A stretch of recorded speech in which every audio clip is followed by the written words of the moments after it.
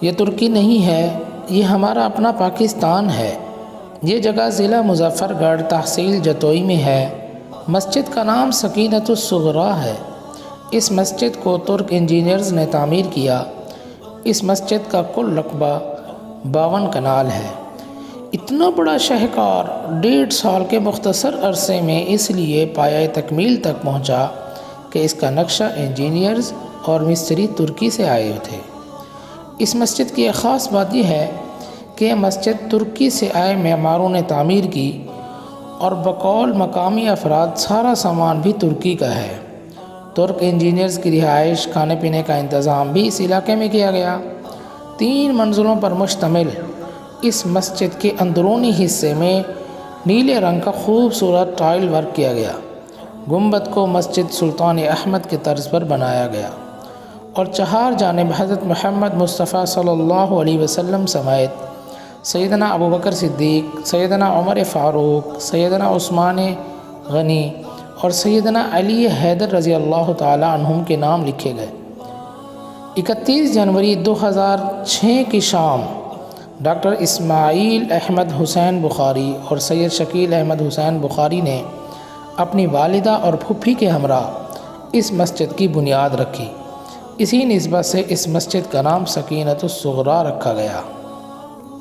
1975 سے امریکہ میں مقیم ڈاکٹر اسماعیل احمد حسین بخاری بچپن سے ہی باشرہ، متقی، ہمدرد، سخی، صوم و صلات کے پابند تھے۔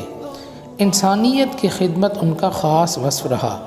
ان کی دلی خواہش تھی کہ کوٹلہ شریف ان کے آبائی گھر میں مسجد اور مدرسہ تعمیر ہو۔ کئی سال کی کاوش کے بعد انہوں نے تعمیراتی فن میں صف اول کے ملک ترکی کو منتخب کیا اور اکثر میٹیریل بھی وہیں سے منگایا، مثلا فانوس، ونڈوز، ماربل، ٹائلز۔ بالخصوص نقش و نگار کے لیے کی گئی خطاطی نے اس مسجد کو پوری دنیا میں خوبصورتی کے اعتبار سے منفرد اور نمایاں کر دیا۔ اس طرح اس مسجد پر صرف اور صرف ڈاکٹر صاحب کی انتھک محنت اور پرہیزگاری سے کمائی ہوئی رقم خرچ ہوئی۔ یہ سادات خاندان تقریباً 250 سال سے یہاں آباد ہے۔ اس وقت سے لے کر تاحال دین کی خدمت کر رہا ہے۔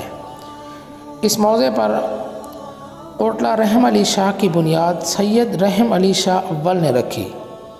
مسجد سے ملحق جدید طرز کے بنے مدرسے میں متوسطہ سے دورہ حدیث تک بطرز وفاق المدارس تمام درجات موجود ہیں، جس میں کئی باصلاحیت اساتذہ اور سینکڑوں طالب علم موجود ہیں۔ اس کے ساتھ ساتھ انگلش میڈیم کلاس 6 اور ہفتوں بھی ہے۔ فرسٹ ٹائم علوم شرعی، سیکنڈ ٹائم علوم عصری دیا جاتا ہے اور جدید طرز کے کمپیوٹرز سائنس لیبارٹری بھی میسر ہے۔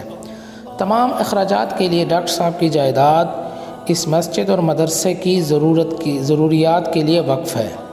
سید سلطان محمود شاہ بھی یہاں مدفون ہیں، جن کے نام پر مدرسہ منسوب ہے۔ انہی کے ہاتھوں امام انقلاب مولانا عبید اللہ سندھی مشرف با اسلام ہوئے تھے۔